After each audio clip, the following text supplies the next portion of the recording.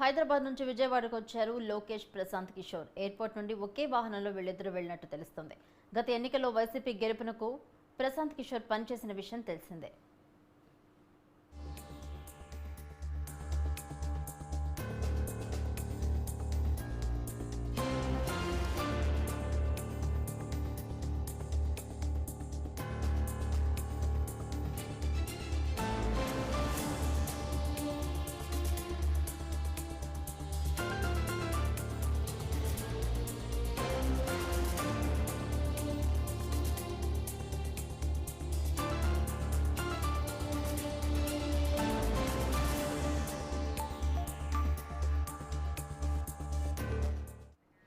Airport నుండి ఒకే వాహనంలో ప్రశాంత్ కిషోర్, లోకేష్ వెళ్లినట్టు తెలుస్తుంది. గతంలో వైసీపీ తరపున ఆయనైతే పనిచేసిన విషయం తెలిసిందే. ప్రశాంత్ కిషోర్ ఈ మధ్య కాలంలో చూసుకుంటే హాట్ కామెంట్స్ కూడా చేశారు.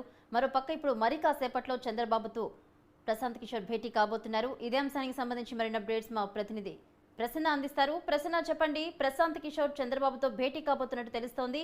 ఏపీలో అయితే రాజకీయ పరిణామాలు కాకరేపుతున్నాయని చెప్పాలి. డీటెయిల్స్ ఏంటి? అంటే ప్రశాంత్ కిషోర్ గతంలో వైసీపీ వ్యూహకర్తగా పనిచేశారు. అదేవిధంగా అంతకు ముందు ప్రధాని నరేంద్ర మోడీ బీజేపీకి సంబంధించి కూడా వ్యూహకర్తగా పనిచేశారు. ఆయన మమతా బెనర్జీ కూడా పనిచేయడం జరిగింది.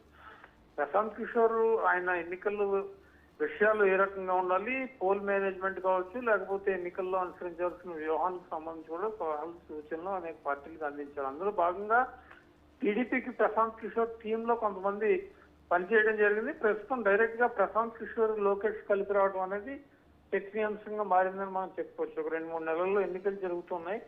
ఒకవైపు ప్రశాంత్ కిషోర్ వైసీపీతో టచ్ లోనే ఉన్నారు, వైసీపీ కూడా వ్యూహకర్తగానే ఉన్నారు అని అనుకునే పరిస్థితిలో ఆయన డైరెక్ట్ గా లోకేష్ ఆయన కలిసి రావడం, మరి టీడీపీకి ఏమన్నా వ్యూహకర్తగా పనిచేస్తారా, లేకపోతే సలహాలు, సూచనలు ఏమైనా ఇస్తారా అని చూడాల్సింది. కొద్దిసేపట్లో ఆయన చంద్రబాబుతో, లోకేష్ తో ఇద్దరితో భేటీ అయ్యే అవకాశం ఉంది. కాబట్టి కలిసిన తర్వాత కొంత క్లారిటీ వచ్చే అవకాశం అయితే మనకు కనిపిస్తుంది. గతంలో ప్రశాంత్ కిషోర్ వ్యూహకర్తగా ఉన్న అవన్నీ కేవలం కొట్టుపారేశారు, పొరపాటుగా వచ్చిందని ఒకసారి చెప్పడం కూడా జరిగింది. అయితే గ్యాసిప్స్ అని ఒకసారి చెప్పారు. మరి ఏదైనా ఇప్పుడు డైరెక్ట్ గా వచ్చి ఉన్నారు కాబట్టి ప్రశాంత్ కిషోర్ అందించే సలహాలు మరి టీడీపీ తీసుకుంటుందా, ఆయన ఏమైనా వ్యూహకర్తగా ప్రకటిస్తుందా అనేది మనం చూడాల్సి ఉంది. Right, thank you Prasanna.